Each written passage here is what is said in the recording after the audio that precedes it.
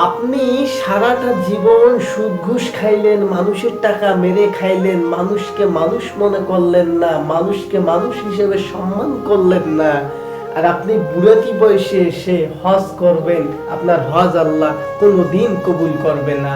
আপনি তাবলিগ পার্টি হয়ে গেলেন, আপনি 5 ওয়াক্ত নামাজি হয়ে গেলেন, আপনি একটা বড় একটা তসবিহ নিয়ে আপনি মসজিদের কোনায় বসে সুবহানাল্লাহ আলহামদুলিল্লাহ জিকির করবেন, আপনার এই জিকির কোনোদিন ফায়দা হবে না। এক ঠ্যাং কবরে যাওয়ার আগেই আপনি 5 ওয়াক্ত নামাজি হয়ে গেলেন, বুড়াতি বয়সে এসে আপনার এই নামাজ কবুল হতেও পারে, নাও হতে পারে।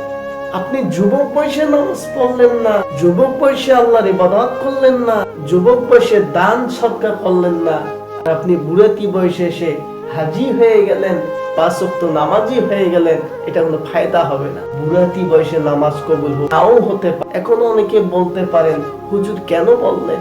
কারণ নামাজ ভাঙার কারণ হলো 19টির মধ্যে হলো প্রথম সূরা ফাতিহা বা কোরআন তেলাওয়াত অশুদ্ধ বলা। যদি আপনার সূরা ফাতিহা যদি না হয়, আপনার নামাজ হবে না। যুবক বয়সে 5 ওয়াক্ত নামাজ পড়তে হবে, যুবক বয়সে দান করতে হবে, যুবক বয়সে ভালো ভালো কাজ করতে হবে। এই কাজগুলো আল্লাহ তাআলার কাছে অনেক পছন্দ।